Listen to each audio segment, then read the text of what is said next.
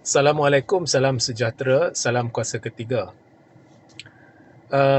Saya nak ulas sikit ya. Saya membaca kenyataan Taqiyuddin Hassan di mana beliau telah memberitahu bahawa Perikatan Nasional tidak menerima sebarang tawaran untuk masuk kerajaan perpaduan. Ya, dia mengesahkannya lah.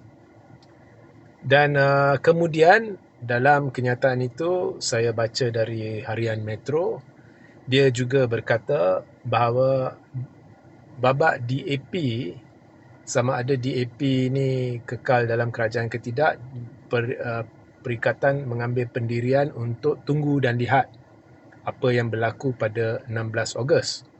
Jadi pada mereka yang tidak tahu, kepimpinan DAP telah memutuskan untuk membiarkan delegasi mereka yang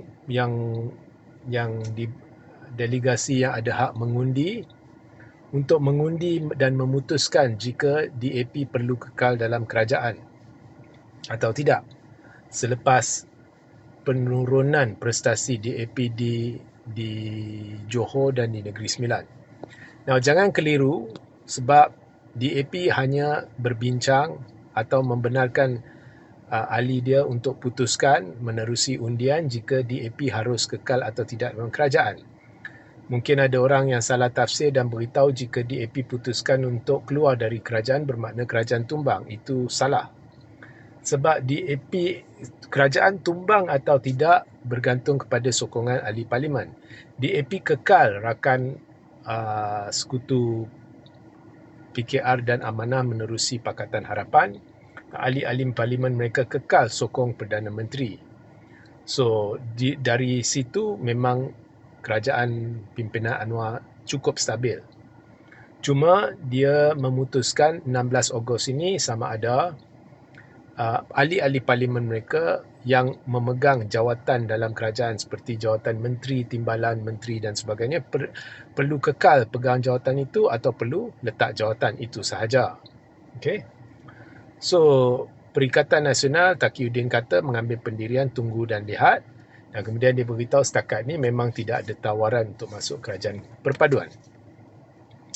Jadi bila saya teliti kenyataan Taqiyuddin ni, saya dapat gambaran seolah-olah Perikatan bersedia pertimbang untuk masuk kerajaan perpaduan. Saya dapat gambaran itu. Cuma mereka hendak lihat dulu DAP ada tak ada. Maknanya kalau DAP tak ada, mungkin dia pertimbang.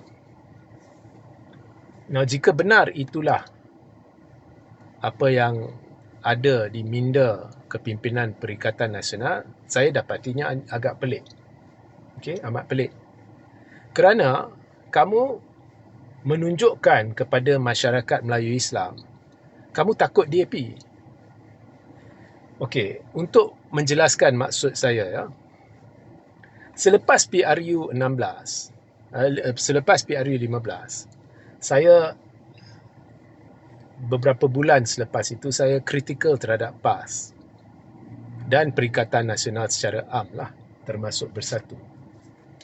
Kerana saya mendapati banyak pendirian perikatan, Muhyiddin, Hadi dan sebagainya tidak masuk akal.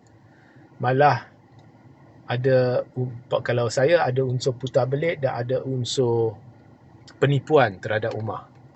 Sebabnya, lepas PRU 15, Al-Sultan Abdullah iaitu yang di-Pertuan Agong pada ketika itu memanggillah wakil-wakil dari Perikatan, Barisan dan Pakatan Harapan untuk membincangkan isu penubuhan kerajaan. Al-Sultan Abdullah telah mencadangkan kerajaan perpaduan. Nah, kita berhenti seketika. Kerajaan perpaduan dalam erti kata sebenar, unity government, dari sudut universal lah definisi dia, walaupun tak ada definisi spesifik. Tapi universally ia membabitkan penglibatan semua kumpulan politik utama. Maknanya tidak ada pembangkang yang jelas. Kalau ada pun dia parti-parti kecil, serpihan dan sebagainya. So, 3 kumpulan utama selepas PRU 15 ialah, kalau di Semenanjung lah, Pakatan Harapan, Barisan Nasional dan Perikatan. Maknanya kerajaan perpaduan dalam erti kata sebenar melibatkan semua. So itulah yang dilontarkan oleh Yang di-Pertuan Agong sebagai titah cadangan. Nah, bila Yang di-Pertuan Agong melontarkan perkara ni kepada PH, kau nak cerita apa pun pasal Anwar, DAP dan sebagainya, tapi Anwar tidak ada masalah. Bila ianya dilontarkan kepada Barisan Nasional, Zahid tidak ada masalah. Tapi bila ianya dilontarkan kepada Perikatan Nasional, kita difahamkan bahawa Perikatan Nasional, spesifiknya Muhyiddin Yassin, ada masalah. Ya, sebab Muhyiddin yang pergi berjumpa. Dan kita diberitahu bahawa dia tidak setuju. Dan sebab yang diberikan ialah DAP. Nah, kamu fikir, okay, kalau Perikatan Nasional benar-benar memperjuangkan penyatuan ummah atau penyatuan Melayu, dan saya dah berkali-kali beritahu itu pada saya satu penipuan, mengaburi mata rakyat Melayu Islam, kerana apa yang mereka lakukan selalu bercanggah dengan nak satukan ummah, nak satukan Melayu. Malah lubuk perpecahan ialah Perikatan Nasional sekarang. Dan itu fakta. Okay. Tetapi kalau benar mereka hendak rakyat percaya mereka nak satukan Melayu Islam, jika Perikatan Nasional, Muhyiddin terima Perikatan masuk kerajaan perpaduan, Perikatan dah ada 74 kerusi kepimpinan Melayu. UMNO ada 26 kerusi kepimpinan Melayu. Kalau kamu campur 26 dengan 74 dah jadi 100, ya, kerusi kepimpinan Melayu yang duduk dalam blok kerajaan. Campur dengan MP Melayu dari PKR, campur dengan MP Melayu dari Amanah. Okey, kita jangan ambil DAP lah. Di situ sahaja wujud satu blok Melayu Islam dalam kerajaan yang ada kuasa penentu untuk membuat perkara yang baik bagi masyarakat Melayu Islam. Blok terbesar dalam sejarah tanah air yang ada kuasa untuk memartabatkan lagi agama Islam, hak orang-orang Melayu Islam dan sebagainya, untuk menjaga orang Melayu Islam. Terbesar dalam sejarah, ada kuasa. Ya. Ini adalah penyatuan Melayu dalam erti kata sebenar. Sebab bila kita cerita penyatuan Melayu, kepimpinan ni, dia perlu ketepikan masalah peribadi dulu. Dia perlu fikirkan ummah. Dia perlu mengutamakan penyatuan dulu. So, bila Muhyiddin tak terima atau Perikatan tak terima, itu sudah bercanggah dengan penyatuan. Kamu telah melepaskan peluang untuk mewujudkan blok Melayu Islam yang terbesar, yang ada kuasa untuk menjamin kesejahteraan dan sebagainya bagi masyarakat Melayu Islam. Alasan kamu DAP. Maknanya, secara tidak langsung, kamu beritahu Melayu Islam, bacaan saya,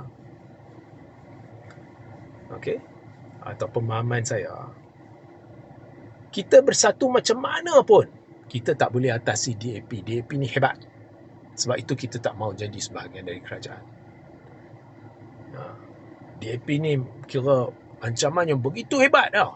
Mereka tak boleh terima. Walhal jika mereka duduk, mereka dah wujudkan blok Melayu Islam terbesar. Tak boleh lebih besar dari itu. Tapi mereka keluar daripada, mereka tak masuk kerajaan perpaduan, dari luar mereka duk cerita penyatuan.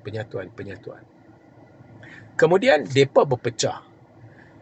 Perpecahan, pergaduhan, pertelingkahan paling teruk antara kumpulan Melayu dalam sejarah tanah air berlaku di bawah Perikatan Nasional. Membabitkan PAS.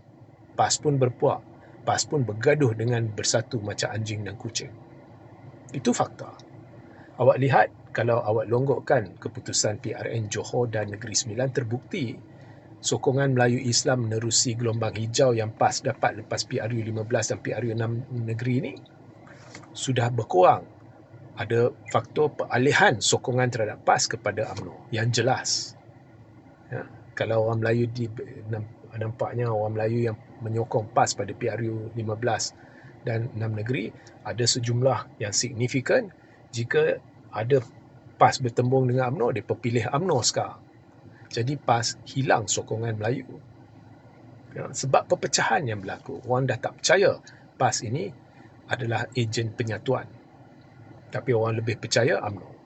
Cuma kalau tidak ada pilihan, maka mereka kekal kalau antara PH dengan PAS, PAS lebih dominan lah. Dan itu pun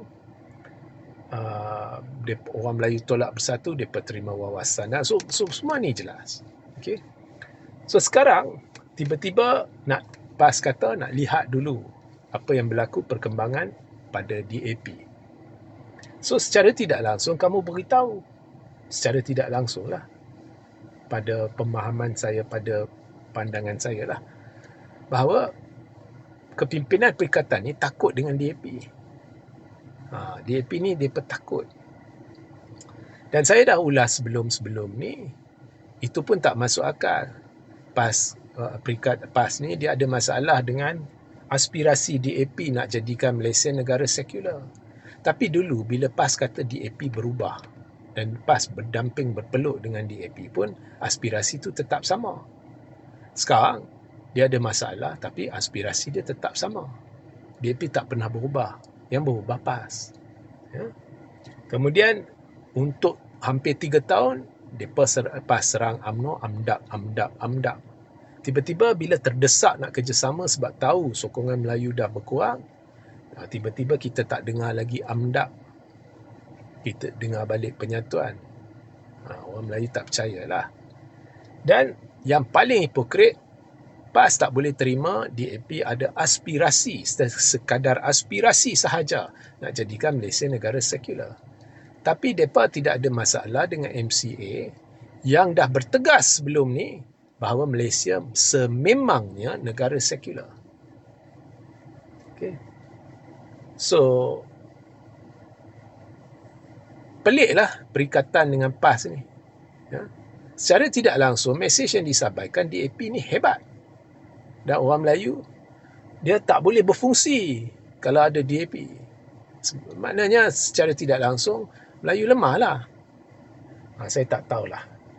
Saya tak tahu, tapi yang saya tahu, mesej yang disampaikan oleh PAS ni bukan sekadar bercelaru, tak masuk akal. So itu komen saya ya. Sehingga kita berjumpa di live seterusnya. Assalamualaikum, salam sejahtera, salam kuasa ketiga.